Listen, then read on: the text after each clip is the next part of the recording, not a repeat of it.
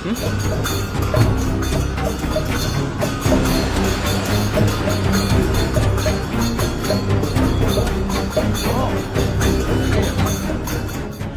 আগেই সতর্ক করে দিয়েছিল কেন্দ্রীয় বাহিনীর জওয়ানরা কারোর থেকে যেন আতিথেয়তা গ্রহণ না করে। ঠিক এইখানেই বিতর্কের দানা এবং বিতর্ক দানা বাঁধে। এবং ইতিমধ্যেই আমরা যেটা দেখেছি, কেন্দ্রীয় বাহিনীর বিরুদ্ধে কড়া ব্যবস্থা নিয়েছে স্বরাষ্ট্র দপ্তর বা স্বরাষ্ট্র মন্ত্রক। ইতিমধ্যে মুর্শিদাবাদের একটি ঘটনাকে কেন্দ্র করে 2 কেন্দ্রীয় বাহিনীর জওয়ানকে একেবারে কারাবাসে পাঠানোর খবর ইতিমধ্যে উঠে আসে এবং তার পাশাপাশি মোট 7 জন যারা অনুষ্ঠানে গিয়েছিলেন তাদেরকে একেবারে কাউকে সার্ভিস বুকে তার কারোর এগেনস্টে কমেন্ট করা হয়েছে এবং তার পাশাপাশি 2 জনকে অন্য ডিস্ট্রিক্টে বা অন্য জায়গাতে ট্রান্সফার করা হয়েছে। রীতিমতো একেবারে বলা ভালো যে একটা বড় ঘটনা ইতিমধ্যে ঘটে গিয়েছে এই কেন্দ্রীয় বাহিনীর জওয়ানদের নিয়ে। কিন্তু ঘটনার সূত্রপাত কোথায়? সূত্র মারফত যে খবর এসে পৌঁছচ্ছে, ইফতারের একটি পার্টিতে গিয়েছিলেন কেন্দ্রীয় বাহিনীর 7 জওয়ান এবং মুর্শিদাবাদের কর্তব্যরত কেন্দ্রীয় বাহিনীর 7 জওয়ান। এবং সেই কেন্দ্রীয় বাহিনীর 7 জওয়ান ইফতারের পার্টিতে যাওয়ার পর সেখানে রীতিমতো মদ্যপান করেন এবং তারপর তাদের এই খবরটি পৌঁছায় একেবারে উচ্চস্তরে এবং তাই সেই খবর পাওয়া মাত্রই সেটিকে ক্রস ভেরিফিকেশন করা হয় এবং এরপর ওই 7 জনের 2 জনকে রীতিমতো দায়িত্বে থাকা 2 জনকে কারাবাসে পাঠানো হয় এবং তার পাশাপাশি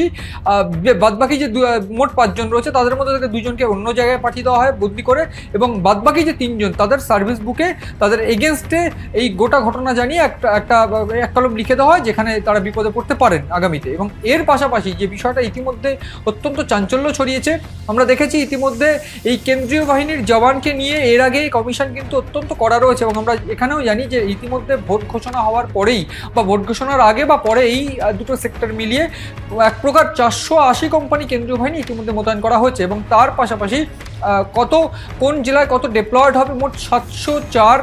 কোম্পানি কেন্দ্রীয় বাহিনীর একটা প্ল্যানিং ইতিমধ্যে সেরে ফেলা হয়েছে বিভিন্ন ডিস্ট্রিক্টের তরফ থেকে। এবং সেক্ষেত্রে আমরা দেখেছি যে মোট 2.5 থেকে 3,02,469টি কোম্পানি কেন্দ্রীয় বাহিনী অর্থাৎ প্রায় 2 থেকে 2.5 লক্ষ কেন্দ্রীয় বাহিনী প্রথম দফায় আসতে পারে বলে এখন অবধি খবর। সেক্ষেত্রে কেন্দ্রীয় বাহিনীদের বারবার করে হুঁশিয়ার করে দেওয়া হচ্ছে এই মুর্শিদাবাদ মডেল দিয়ে। এবং মুর্শিদাবাদ মডেলে আমরা দেখেছি